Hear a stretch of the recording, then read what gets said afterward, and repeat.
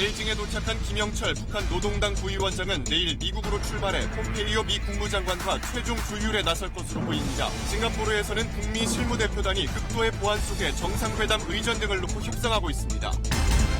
1심과 2심에서 코레일 직원으로 인정받았다가 대법원 판결에서 패소했던 KTX 해고 승무원들이 대법원을 점거하고 시위를 벌였습니다. 양승태 전 대법원장 시절 법원행정처가 KTX 재판을 놓고 박근혜 정부와 거래를 시도했다는 의혹이 드러나 파장이 커지고 있습니다.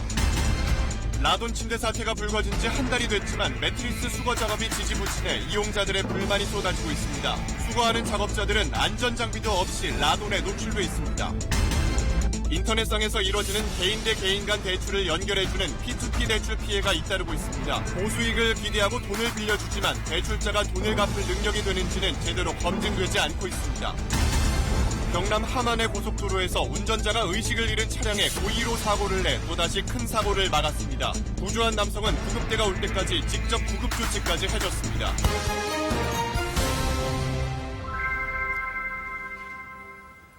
여러분 안녕하십니까? 5월 29일 화요일 KBS 9시 뉴스입니다. 북미 정상회담을 앞두고 북한과 미국이 판문점과 싱가포르에서 동시에 실무 접촉을 진행하고 있습니다. 이런 가운데 북한에서 회담 준비에 총괄 책임을 맡고 있는 김영철 노동당 부위원장이 미국 방문길에 올랐습니다. 워싱턴을 연결해서 자세한 소식 알아보도록 하겠습니다. 전종철 특파원, 김영철 부위원장 방문 소식을 트럼프 대통령이 확인해줬다면서요? 네네, 그렇습니다. 방금 전 트럼프 대통령이 트위터에서 김 부위원장이 뉴욕으로 향하고 있다며 방미 사실을 확인해 줬습니다. 김 부위원장은 우선 폼페이오 국무장관과 만나서 비핵화와 체제 보장 등 북미회담 의제에 관한 막판 조율 작업을 벌일 것으로 보입니다. 판문점에서 의제 협상, 싱가포르에선 의전 협상이 진행되는 가운데 양국의 실무 총책임자가 머리를 맞대고 막힌 곳을 뚫는 역할을 할 것으로 예상됩니다. 특히 김 부위원장의 이번 방미는 지난 2000년 조명록 당시 북한 국방위 제1부위원장이 미국에 온 이후 18년 만에 정상회담 성사를 위해 북한 고위급이 방미한다는 의미를 갖고 있습니다. 네, 김영철 부위원장은 회담 준비를 총괄 책임지고 있는데요. 트럼프 대통령과 면담도 이뤄질까요? 네, 그렇습니다. 트럼프 대통령이 김 부위원장의 방미가 자신이 북한에 보낸 서한에 대한 확고한 응답이라며 고맙다고 한 만큼 면담이 성사될 가능성이 높아 보입니다. 이렇게 되면은 김 부위원장이 김정은 위원장 특사 자격으로 친서를 전달해서 김 위원장의 비핵화 의지를 강조하고 트럼프 대통령도 이에 화답할 것으로 예상됩니다. 간접적이긴 하지만 북미 정상 간 대화가 이뤄진다는 건데요. 폼페이오 장관이 2차례 방북해서 김정은 위원장을 면담하면서 회담 추진에 속도가 붙었듯이 트럼프 김영철 면담도 회담 성사를 위한 중요한 동력이 될 것으로 기대됩니다. 그렇다면 이번 주가 북미 정상회담의 성공적 개최를 위한 중요한 고비가 될 수 있다, 이렇게 볼 수 있겠네요. 그렇습니다. CNN은 시간이 얼마 없다는 참모들의 호소에도 트럼프 대통령이 6월 12일 개최를 목표로 추진하라고 지시했다고 보도했습니다. 이 와중에 미 정부는 북한과의 대화가 진행 중이라며 추가 대북 제재를 무기한 연기했습니다. 또 백악관은 북한 핵무기 반출 관련 기사를 지목하면서 추측성 보도 자제를 요청하는 등 회담 준비 국면에서 북한을 자극하지 않으려는 기색이 역력합니다. 또 미 언론에선 폼페이오의 추가 방북 가능성도 제기되는 등 북미회담 개최를 위한 전방위적 노력이 진행되고 있습니다. 지금까지 워싱턴에서 전해드렸습니다. 김영철 부위원장 일행은 오늘 오전 베이징의 모습을 드러냈습니다. 베이징을 경유해서 미국으로 향하는 것으로 보이는데요. 베이징 연결해서 현지 상황 알아보겠습니다. 강민수 특파원, 김영철 부위원장 일행은 언제쯤 미국으로 떠날 것으로 보입니까? 네, 김영철 부위원장 일행은 일단 지금 베이징에 있는 것으로 파악이 되고 있고요. 내일쯤 미국 뉴욕으로 떠날 것으로 보입니다. 김영철 부위원장과 이 판문점에서 미국 측과 의제 관련 실무 협상을 벌이던 최강일 북아메리카국 부국장 등 6명이 당초 우리 시간으로 오늘 오전 11시쯤에 베이징 서우드 공항에 도착을 했습니다. 이들의 원래 계획은 베이징 공항에 조금 머물다가 오후에 바로 미국 워싱턴행 비행기를 타려던 것이었는데요. 그러다 베이징에 도착한 뒤에 비행편을 하루 연기를 했습니다. 내일 오후 1시로 연기를 했고 목적지도 워싱턴이 아닌 뉴욕으로 바꿨는데요. 그러면서 최강일 부국장 등이 주중 북한 대사관의 차를 타고 북한 대사관 쪽으로 이동하는 것이 목격이 됐습니다. 그래서 저희들은 지금 김영철 부위원장 일행이 베이징의 북한 대사관에 머물고 있는 것으로 파악을 하고 있습니다. 다만 내일 뉴욕행 비행기도 저희들이 조금 전에 확인을 해본 결과 밤 10시 반 일정으로 또 연기가 됐습니다. 예약만 해놓고 발권을 안 하는 상태가 또 돼서 또 연기될 가능성도 있어 보입니다. 이렇게 북한 측이 예약을 계속 바꾸고 있는 것은 그만큼 현재 상황이 유동적이라는 것을 보여주는 것 같습니다. 또 하나 관심이 이 중국 측 인사들과 북한 측이 만났을 가능성인데요. 취재진이 오늘 하루 김영철의 동선을 따라 취재를 했는데 이 중국 측 인사와의 특별한 접촉은 없었던 것으로 현재까지 파악되고 있습니다. 지금까지 베이징에서 전해드렸습니다. 비핵화와 체제 보장 문제를 집중적으로 논의하고 있는 북미 간 판문점 실무회담은 오늘 하루 숨고르기에 들어갔습니다. 양측은 어제 교환한 협의 초안을 놓고 각자 내부 조율 작업을 거쳐서 내일쯤 다시 협상을 재개할 것으로 예상됩니다. 유지향 기자가 보도합니다.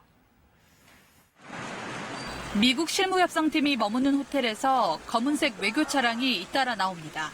앨리스 노커 미 백악관 국가안보회의 한반도 보좌관에 이어 성김 주 필리핀 미국 대사가 탄 차량까지. 하지만 협상장엔 가지 않은 채 시내 모처에서 회의를 거듭한 것으로 보입니다. 점심 무렵엔 마크 네퍼 주한 미국 대사 대리가 협상팀의 숙소를 찾는 등 하루 종일 분주한 모습이었습니다. 외교 소식통은 당초 오늘 판문점 통일각에서 추가로 협상이 열릴 예정이었지만 취소된 것으로 안다고 전했습니다. 따라서 성김 대사와 최선희 외무성 부상을 중심으로 한 북미 양측의 협의 결과가 이제 더 고위급 협상 테이블, 즉 폼페이오, 김영철 라인으로 올라간 것 아니냐는 분석도 나옵니다. 트럼프 대통령의 일괄 타결 방안은 크게 세 가지. 철저한 북한의 핵 능력 신고, 핵무기 핵물질 조기 반출, 검증을 압축적으로 하는 방안 등으로 파악되고 있습니다. 북한은 신고와 검증, 폐기 등 비핵화 과정을 단계별로 진행하고 미국이 군사적 위협 해소 등 상응 조치를 동시적으로 해야 한다는 입장이지만 이번 협상 과정에선 보다 유연한 태도를 취한 것으로 알려지고 있습니다. 북한의 핵물질과 핵무기를 조기에 반출하는 것을 북한이 몇 단계에 걸쳐서 나누는 것으로 수용할 것인가가 관건이라고. 대륙간 탄도미사일, ICBM을 북한 밖으로 반출하는 안까지 논의된 것으로 알려진 가운데 북미 대표단은 오늘 숨고르기를 통해 내부 조율을 한 뒤 내일 협상을 재개할 가능성도 여전히 남아 있습니다. KBS 뉴스 유지향입니다. 싱가포르에서도 북미 정상회담 준비를 위해서 양측 실무진들 접촉이 시작됐습니다. 현지 연결해 보겠습니다. 김민철 특파원, 북미 간 실무 접촉은 어떻게 진행이 되고 있습니까? 네, 북미 양측의 실무준비팀이 오늘 만났을 것으로 보이지만 아직 확인은 되지 않고 있습니다. 취재진은 지금 북한의 실무준비단이 묵고 있는 것으로 알려진 한 호텔 앞에 나와 있습니다. 이곳은 이번 북미 정상회담의 아주 유력한 장소 가운데 하나인 마리나 베이샌즈 호텔 맞은편인데요. 김정은 위원장의 의전을 책임지는 김창선 국무위원회 부장 등 북한 측 준비단이 어젯밤 이곳에 투숙한 것으로 보입니다. 김 부장 일행은 도착 당시부터 취재진을 피해서 별도의 통로로 공항을 빠져나갔고 이 노출을 최대한 피하고 있어서 동선이 제대로 파악되지 않고 있습니다. 한편 조헤이긴 미 백악관 부비서실장이 이끄는 미국 측 실무준비팀도 어젯밤 도착했는데요. 싱가포르 남쪽 끝 센토사 섬의 한 호텔에 투숙한 것으로 확인됐습니다. 저희 KBS 취재진이 이들의 숙소를 찾아가 만났는데 헤이긴 부비서실장은 시종 밝은 표정으로 오늘 회의가 많다 하면서도 이 북측 실무준비팀과의 접촉 등을 묻는 질문엔 말을 아꼈습니다. 또 계속된 질문에는 곧 다시 만나자라는 말로 협의가 속도감 있게 진행될 것임을 시사했습니다. 이 북미가 극비리의 실무 접촉을 진행하면서 정상회담 장소와 일정 등을 언제 공개할지 관심을 모으고 있습니다. 지금까지 싱가포르에서 전해드렸습니다. 이렇게 싱가포르에서 열리고 있는 북미 간 실무 접촉에는 양측에서 최고의 의전 전문가들이 협상팀에 참여하고 있습니다. 양측 정상에 대한 경호와 의전 문제 등에 대해서 어떤 합의를 이뤄낼지 주목됩니다. 이어서 고은희 기자입니다. 김정은 위원장의 의전을 책임지는 김창선 국무위원회 부장. 당 서기실장으로 김정일 위원장을 보좌하면서 2대째 김 씨 일가의 집사 역할을 하고 있습니다. 평창 동계올림픽 때 김여정과 함께 방한했고 1차 남북 정상회담 준비를 위한 실무회담 때는 북측 수석 대표로 참석해 세부사항 조율을 책임졌습니다. 조지 부시 행정부에서도 2001년부터 7년간 백악관 부비서실장을 맡았던 헤이긴. 오바마 정부 때는 민간 분야에서 활동하다 트럼프 정부 들어 백악관에 다시 입성해 대통령 일정 관리를 관장하고 있습니다. 의전 분야에서는 최고 전문가로 손꼽히는 두 사람이 북미 정상회담의 실무 조율을 맡으면서 회담 준비는 속도를 내고 있습니다. 두 사람이 의전 관련해서는 최고의 베테랑이고 그들의 투입 자체가 북미 정상회담이 실제 명실상부하게 진행될 것이라는 것을 보여주는. 두 사람이 협상장에 나오면 장소 문제를 가장 먼저 확정할 것으로 보입니다. 사상 최초인 북미 정상회담의 상징성과 경호 문제를 고려해 싱가포르 대통령궁이 유력한 장소로 떠오르고 있습니다. 이어 회담 세부 일정과 배석자, 경호 인력 배치 등 세부 분야 조율도 이뤄질 예정입니다. 다만 첫 장거리 해외 방문에 나선 김정은 위원장의 숙소나 동선, 북미 간 공동 경호 문제 등 까다로운 과제가 남아있어 협상 결과가 주목됩니다. KBS 뉴스 고은입니다.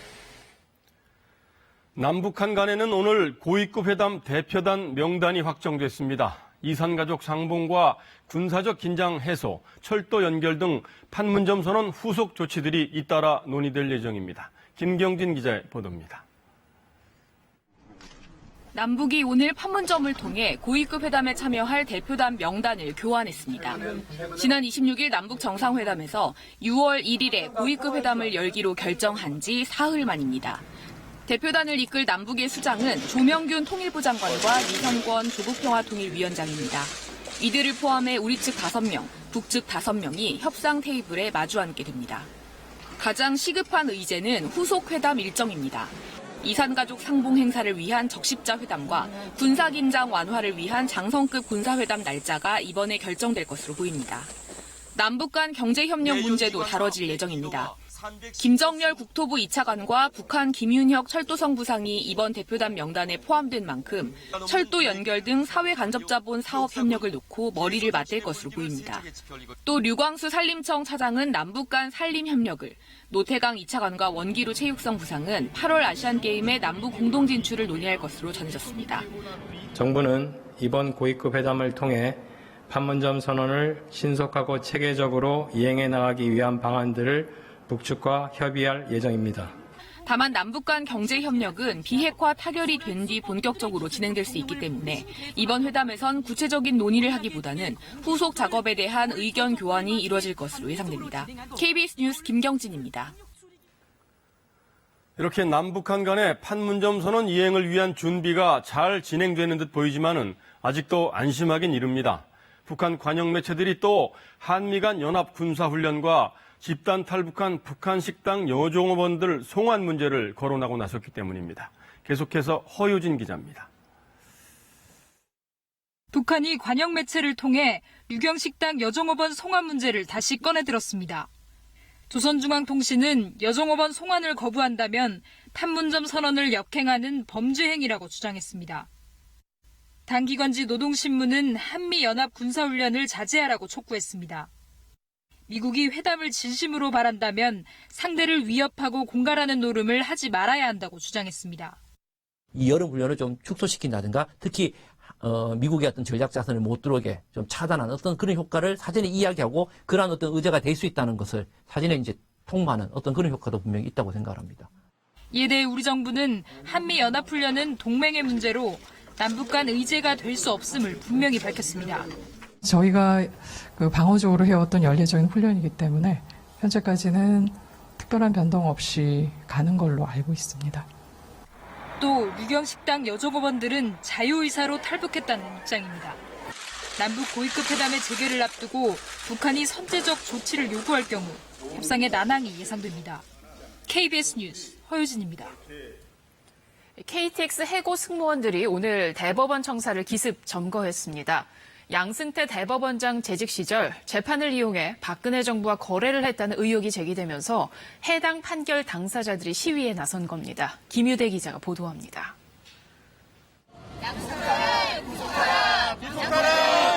기자회견을 하던 KTX 해고 승무원들이 갑자기 대법원 청사로 진입합니다.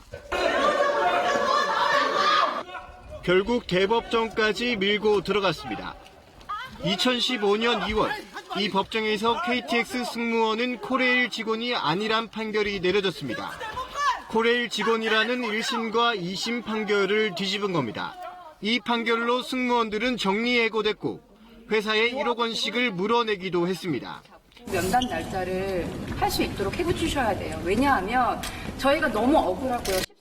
3살 아이에게 빚만 남겨 미안하다며 스스로 목숨을 끊은 승무원도 있었습니다. 그런데 이번 조사에서 법원행정처가 상고법원 설치를 위해 청와대를 설득하면서 이 판결을 국정운영에 협조한 사례로 꼽으려 했다는 게 드러났습니다. 재판으로 청와대와 거래를 하려 했다는 겁니다.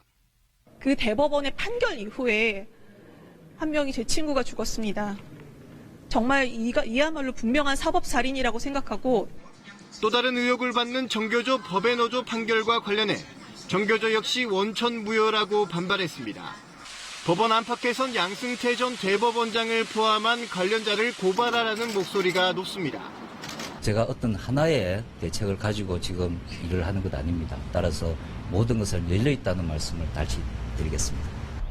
사법부에 대한 국민 불신이 커지고 있는 가운데 김명수 대법원장은 조만간 후속 조치와 사법부 개혁안을 내놓겠다고 했습니다. KBS 뉴스 김유대입니다. 6.13 지방선거를 앞두고 정부 광역자치단체 가운데 관심지역 6곳에 대한 2차 여론조사 결과를 어제부터 전해드리고 있는데요. 오늘은 경기와 충남 살펴봅니다. 두 지역 모두 민주당 후보가 앞서는 판세가 계속되는 가운데 일부 추이 변화도 나타나고 있습니다. 조태흠 기자가 보도합니다. 여야의 잠재적 대권주자 간 대결이 펼쳐진 경기도, 누구에게 표를 던질지 물었습니다. 더불어민주당 이재명 후보 55.3%, 자유한국당 남경필 후보 19.7%였습니다. 35.6%포인트 차이로 상당한 격차입니다. 다만 13일 KBS 조사 때보다 4%포인트가량 격차가 줄었습니다. 이번 선거로 정부 여당에 힘을 실어줘야 한다는 답변이 다소 줄고 대신 여당 견제가 필요하다는 응답이 소폭 늘어난 것과 비슷한 추이를 보였습니다. 이재명 후보가 모든 연령대에서 앞서는 가운데 60대 이상에선 거의 차이가 없었습니다. 응답자의 4분의 3은 지지 후보를 바꿀 뜻이 없다고 답했습니다.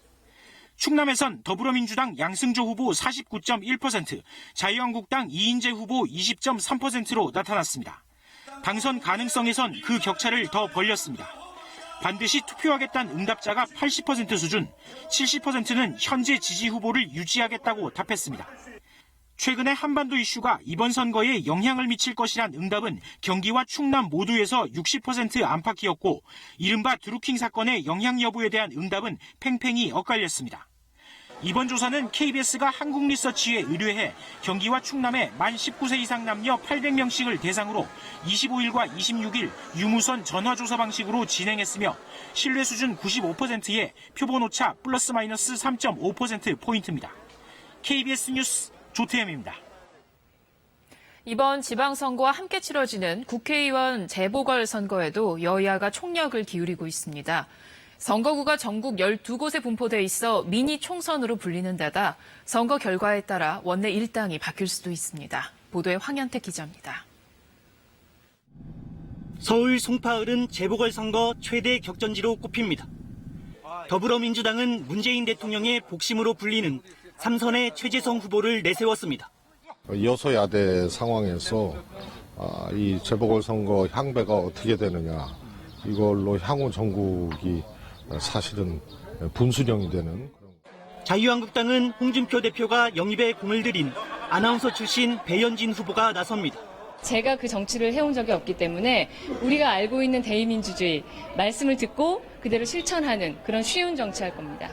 바른미래당은 유승민 공동대표의 인재 영입 1호 박종진 후보가 어렵게 공천을 받았습니다. 합리적 진보, 개혁적 보수가 뭉쳐서 뭔가 멋진 중도 세력을 만들어서 대한민국의 통합을 이끌어야 되겠다. 다음 달 13일 재보궐선거가 치러지는 지역구는 모두 12곳, 수도권과 충청이 각각 3곳, 영남 4곳과 호남 2곳 등 전국에 고루 분포된 만큼 미니 총선을 방불케 합니다. 현재 민주당과 한국당 의석차는 불과 5석. 정당 지지도나 여론조사 결과를 볼 때 높지는 않지만 원내 일당이 바뀔 가능성을 배제할 수는 없습니다. 다당제 아래서 캐스팅 보트를 노리는 다른 정당 역시 한석이 아쉬운 상황입니다. 특히 원내 일당은 관례상 국회의장을 낼 수 있고 후반기 국회 원구성 협상에도 유리한 고지에 오를 수 있습니다. 의석차를 벌려 국정 주도권을 잡겠다는 민주당과 정권 심판론으로 보수 재결집을 노리는 한국당. 여야의 총력전은 이미 시작됐습니다. KBS 뉴스 황현택입니다. 다음 소식입니다. 라돈 침대 사태가 불거진 지 한 달이 다 돼가는데요. 방사성 물질이 검출되는 매트리스 수거 작업이 계속 늦어지고 있는데도 정부는 뾰족한 대책을 내놓지 못하고 있어서 소비자들 불안이 더욱 커지고 있습니다. 김범주 기자가 취재했습니다. 침대 매트리스가 집안 한편에 20일 넘게 방치돼 있습니다. 기준치를 초과한 방사선량이 검출된 매트리스와 같은 종류지만 대진 침대 측이 제때 수거하지 못해 벌어진 일입니다. 언제 이렇게 저희가 수거해 가겠습니다라는 메시지를 받은 적도 없고 전화만 붙들고 이 수거 연락을 기다려야 되는 건지 빨리 가져갔으면 좋겠다. 정말 불안해요. 방사성 물질 차단 비닐을 신청 즉시 보내겠다는 원자력 안전위원회의 약속도 지켜지지 않고 있습니다. 신청 일주일이 넘도록 못 받기 일쑤입니다. 최소한 감싸놓고라도 밖에 내놓을 수만 있다면 괜찮은데 감싸지 않은 상태에서 내놓으면 또 다른 이웃들이 또 저희한테 또 뭐라고 할 수 있는 부분이잖아요. 원안위에 하소연을 해봐도 담당 공무원은 업체 탓만 합니다. 저희는 행정조치를 내린 겁니다. 계속 대진 측에 얘기를 협상을 하고 있어요. 직접 수거를 진행하는 작업자들 사이에선 대진 침대의 수거 계획이 무리라는 말이 공공연하게 나옵니다. 차량 동선이나 작업 소요 시간을 고려하면 하루에 차량 한 대가 30개 가까운 매트리스를 수거하기는 어렵다는 겁니다. 10개 대신 없어요. 9시에서 한 3시 정도는 해야 되지 않을까? 수거는 고사하고 비닐조차 받기 어렵다는 이용자들의 불만이 쏟아지고 있지만 회수 계획을 승인한 원안위는 뾰족한 대책도 없이 업체 핑계만 대는 상황입니다. KBS 뉴스 김범주입니다. 이렇게 소비자들이 위험 속에 방치되어 있는 것도 큰 문제지만은 라돈 침대를 수거하는 작업자들 안전도 문제입니다. 제대로 된 안전 교육도 없었고 기초적인 방어 용품도 지급되지 않고 있습니다. 이어서 이재휘 기자입니다. 전국에서 수거해온 라돈 매트리스 수천 개가 쌓여 있습니다. 매트리스 상당수는 비닐로 밀봉조차 안 된 상태, 라돈 유출도 우려되는 상황입니다. 그러나 마스크나 장갑을 착용한 작업자를 찾아보기 어렵습니다. 방진 마스크 뭐 그런 것도 제공이 되고 하나요? 그런 건 난 못 받았습니다. 매트리스에 얼굴을 바짝 붙인 채 작업을 하고 입으로 침대 비닐을 뜯는 모습도 보입니다. 라돈 흡입 위험성을 높이는 행동들인데 주의사항을 들었다는 작업자는 거의 없습니다. 방사선 막 방출된다고 하잖아요. 매트리스에서. 글쎄 모르겠어요. 많이 보내가지고 지속적으로 하고 할 게 아니기 때문에 난 내용은 몰라요. 작업자들의 안전관리를 위해 정부가 파견했다는 인력도 보이질 않습니다. 원안위 측은 침대를 해체하는 작업자들에게만 마스크를 지급했다고 해명했습니다. 수거 작업자들은 피폭 위험도가 낮은 것으로 판단했다는 겁니다. 그러나 이런 설명은 피폭량을 최소화해야 한다는 원안위 기존 입장과도 모순된다는 비판이 나옵니다.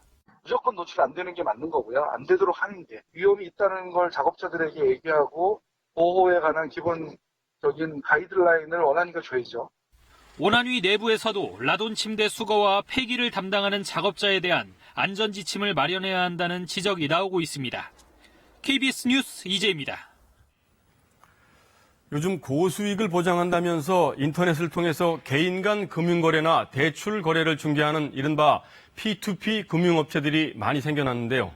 이런 온라인 대출 중개업체들의 허위 과장 광고에 속아서 투자금을 날리는 피해자들이 늘고 있다고 합니다. 오규정 기자가 취재했습니다. 지난해 온라인 대출 중개업체를 통해 호텔 건설에 투자한 30대 직장인. 근저당이 설정돼 있고 땅값으로도 담보가 충분하다는 얘기에 2,500만 원을 투자했습니다. 그런데 투자금을 제때 받지 못했고 확인해보니 근저당은 이미 해지돼 있었습니다. 개발지도 출입로조차 찾을 수 없는 외진 곳이었습니다. 현재 이 호텔 개발에 투자했다 돈을 돌려받지 못한 투자자는 1,200여 명에 이릅니다. 이거는 차주를 위해서 그냥 돈을 헌납한 거나 마찬가지인 행동을 지금 한 거거든요.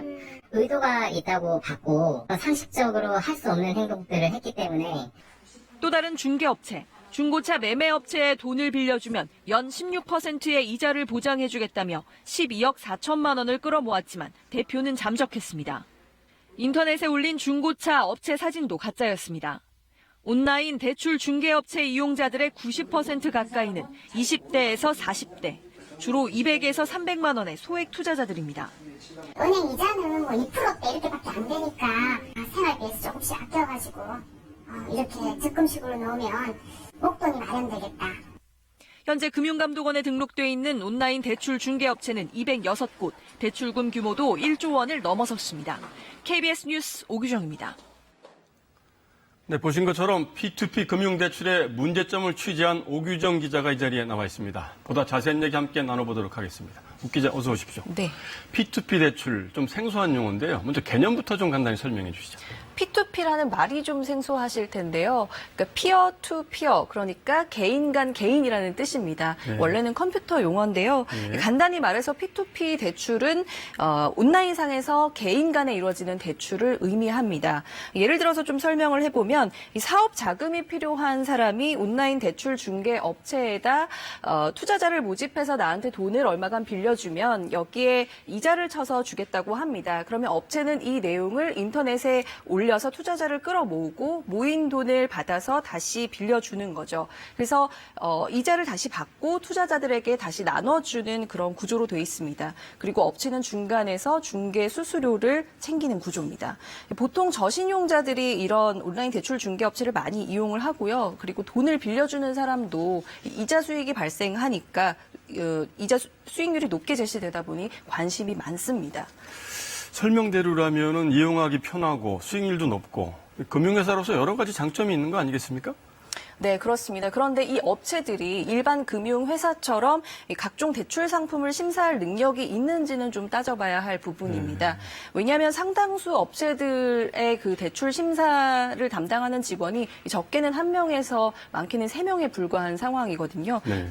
사실 이 온라인 대출 중개 업체가 성장하게 된 건 금융과 기술의 접목이라는 이른바 이 핀테크 유행을 틈탔던 건데요. 이 소규모 업체들이 워낙 많이 생겨나다 보니까 신용을 분석할 IT 기술력을 제대로 갖추고 있는지 좀 의구심이 드는 대목입니다. 네. 금융감독원에서 실제로 등록된 업체들을 조사해 봤는데요. 60% 이상이 부실 위험이 좀 다소 높다고 할 수 있는 부동산 개발금융의 투자자를 모집하고 있었고요. 90일이 넘도록 제때 돌려받지 못하고 있는 대출금 비율도 6%가 넘는다고 합니다. 1년 새 10배 이상 높아진 거라고 합니다. 네, 그렇군요.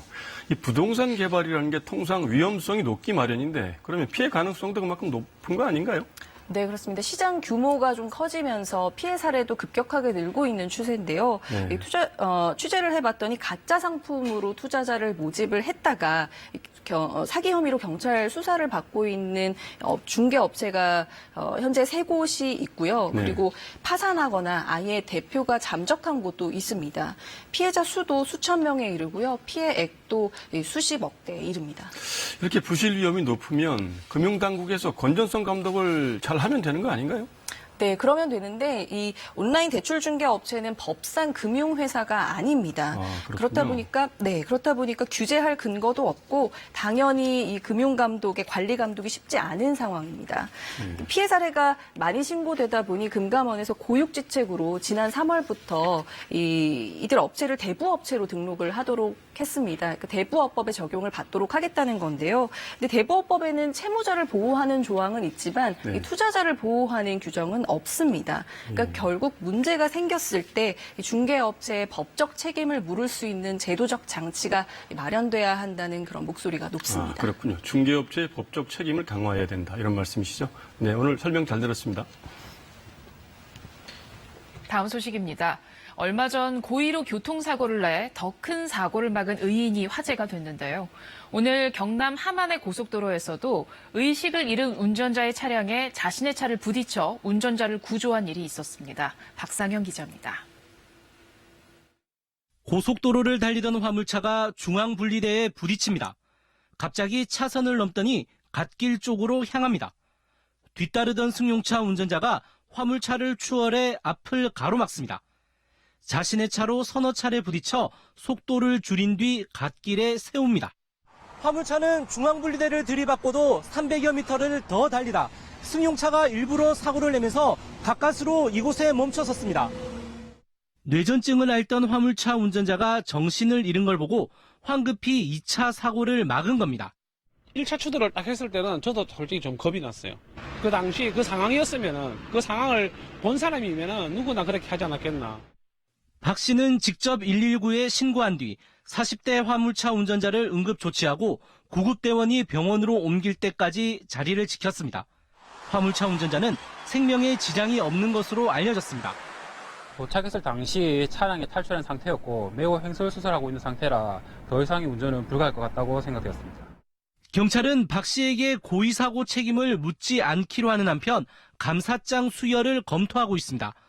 KBS 뉴스 박상현입니다. 요즘은 많은 예비 부부들이 웨딩 전문 업체를 통해서 결혼 준비를 하는데요. 이런 업체들이 돈만 받고 잠적하는 경우가 많아 소비자도 협력 업체도 피해가 큽니다. 엄진아 기자가 취재했습니다. 드레스와 화장, 촬영 등 모든 결혼 비용을 웨딩업체에 선불한 한 예비신랑. 결혼식을 보름 앞두고 진행이 어렵다는 연락을 받았습니다. 정작 예복 대여점과 미용실 등엔 비용이 입금되지 않은 겁니다. 찹찹하죠. 머리도 아프고. 평생을 한 번을 하는 건데 끝도 없이 실망을 하겠죠. 그쪽은 아예 대응을 하지를 않고 있으니까.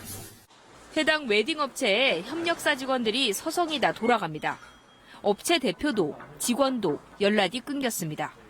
우리가 새로운 모델이 부탁하신 거 있어서 가지러 온 것 같아요. 나중에 찾아왔는데 거래왕이었어. 비디오 촬영, 사진, 드레스, 미용실. 일을 하고도 돈을 못 받은 협력업체는 60여 곳. 피해 금액이 업체마다 많게는 5천만 원에 이릅니다. 다음에 해드릴게요. 이게 계속 겨울부터 이어져 왔어요. 역시 결제는 이루어지지 않아요. 자영업자들에서 솔직히 몇천만 원의 큰 돈이거든요. 예비부부는 선입금, 협력업체엔 후 지불하는 게 업계 관행인데 돈을 준 웨딩업체가 잠적하면 이처럼 속수무책입니다. 근데 이런 게 한두 번이 아니에요. 1년에 크게 큰 회사들이 한 번씩은 나가는 것 같아요. 지금 있는 업체도 안전하다고 생각은 저희는 하지 않아요. 국내 웨딩업체는 천여 곳, 이들 업체와 연계된 결혼 서비스 업종은 15,000여 곳으로 종사자도 20만 명에 이릅니다. 전문가들은 도미노 피해가 우려되는 만큼 웨딩업체에 대해 보증보험 가입을 의무화할 것을 제안했습니다. KBS 뉴스 엄진아입니다. 요즘은 이렇게 미세먼지로 뿌연 하늘이 익숙해졌습니다. 1년 내내 미세먼지 걱정을 하게 되면서 집집마다 공기청정기가 생활 필수품이 됐을 정도입니다. 한 대형 가전 마트를 가봤더니 올 들어 공기청정기 판매량이 지난해보다 2배 가까이 늘었는데요. 공기청정기 시장이 급격히 성장하면서 올해는 시장 규모가 2조 원을 넘을 것으로 전망됩니다. 이렇다 보니 업체 간 판매 경쟁도 치열해져 유해물질 제거 성능을 앞세운 광고가 쏟아지고 있는데요. 공정거래위원회가 부당 광고, 과장 광고를 한 업체 7곳을 적발했습니다. 오현태 기자가 보도합니다. 한 업체의 공기청정기 광고입니다. 세균과 바이러스를 99.9% 제거해준다는 문구가 눈에 먼저 들어옵니다. 여러 유해물질을 99% 이상 없애준다는 표현은 공기청정 제품 광고에 단골로 등장하고 있습니다. 광고를 너무 잘해주시니까 믿음이 가죠. 그들이 진심으로 하겠지 거짓으로 하겠어요? 하지만 함정이 있습니다. 업체들이 내세우는 유해물질 제거율은 실험실에서 한 실험 결과 매우 작은 공간을 밀폐해 놓고 측정한 거라 일상생활에서 잴 때와는 다를 수밖에 없습니다. 실험 결과는 크게 광고하면서 실험 조건 등은 작은 글씨로 표시하거나 생략하는 게 업계 관행이었습니다. 공정거래위원회가 이런 관행이 부당 광고라며 처음으로 제동을 걸었습니다. 소비자들이 성능을 오해할 수 있다는 이유에서입니다.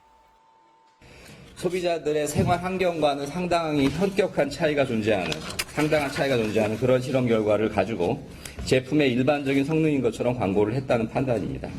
공정위는 7개 업체를 적발해 시정명령과 위반 사실 공표명령을 내리면서 5개 업체에는 15억 원대 과징금도 부과했습니다.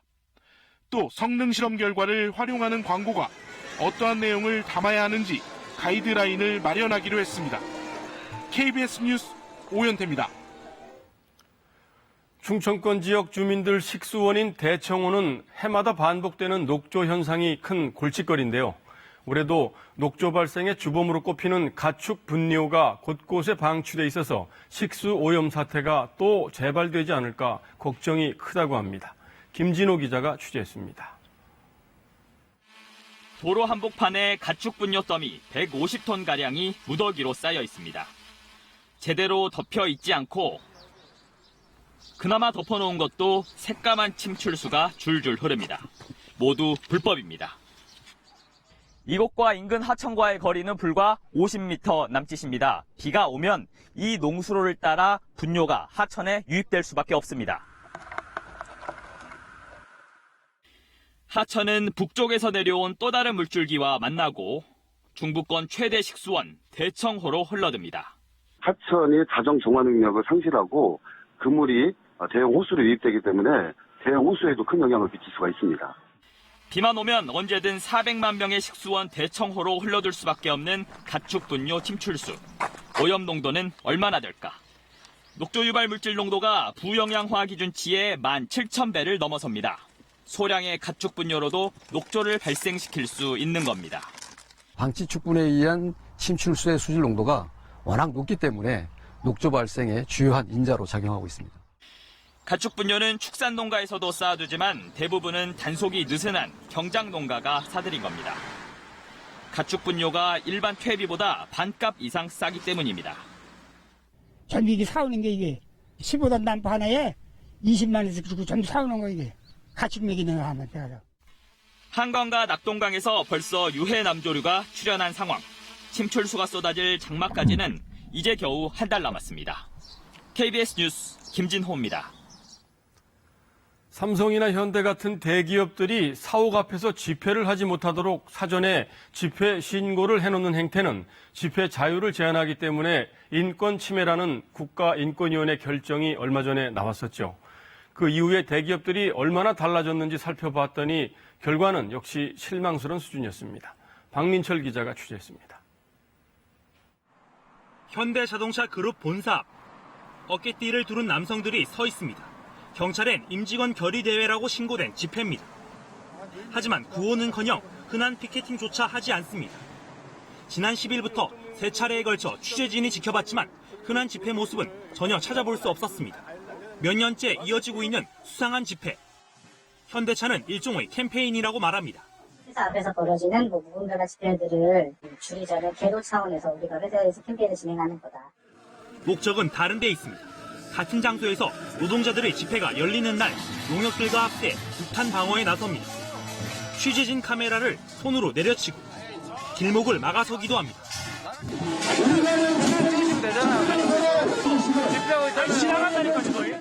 경찰은 수수방관하고 있습니다. 여기가 선순위 집회 신분해가지고 집회하고 있으니까 자기 회사관에 그쪽으로 와서 선생님이 갖고 뭐라고 이야기하냐고.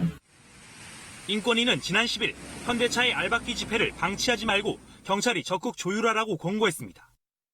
법원도 지난 1월 다른 집회의 자유를 제한하면서까지 현대차 집회를 보장할 가치가 없다고 판단했습니다.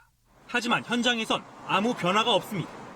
공권력마저도 대기업의 입맛에 맞게 저희가 봤을 때는 오히려 우리 집회를 방해하고 있다는 느낌을 좀 받았고요. 경찰은 인권위 권고를 수용할지를 아직 결정하지 않았다고 밝혔습니다. KBS 뉴스 박민철입니다. 간추린 뉴스입니다. 청와대가 사실이 아닌 보도로 위태로움을 키우고 있다며 조선일보와 TV조선 보도를 비판했습니다. 김의겸 청와대 대변인은 논평을 통해 한미 정상회담이 끝난 날 국정원 팀이 평양으로 달려갔다는 기사와 풍계리 갱도 폭발을 안 했다는 기사 등 조선일보와 TV조선 기사 3편을 언급하며 이는 사실이 아닐 뿐 아니라 비수 같은 위험성을 품고 있는 기사들이라고 말했습니다. 김 대변인은 이번에 놓치면 다시 70년을 더 기다려야 할지 모른다며 이제 그만 잡고 있는 발목을 놓아달라고 덧붙였습니다. 삼성의 노조 와해 공작에 관여한 혐의를 받는 박상범 전 삼성전자 서비스 대표에 대해 검찰이 구속영장을 청구했습니다. 삼성전자 출신인 박 전 대표는 노조 와해 공작인 이른바 그리나 작업을 지시하고 협력사 4곳을 기획 폐업하게 한 뒤 그 대가로 협력사 사장에게 수억 원의 금품을 제공한 혐의를 받고 있습니다.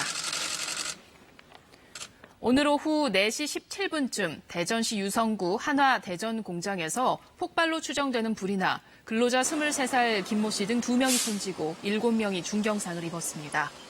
경찰과 소방당국은 공장 내에서 로켓 추진 용기에 고체 연료를 충전하는 과정에서 사고가 난 것으로 보고 있습니다. 다음 달부터는 미세먼지가 많은 날에 서울 시내에서 오래된 경유차의 운행이 금지됩니다. 우선은 수도권에 등록된 2.5톤 이상 화물차를 단속하는데 단속 대상은 점진적으로 확대됩니다. 김채린 기자입니다.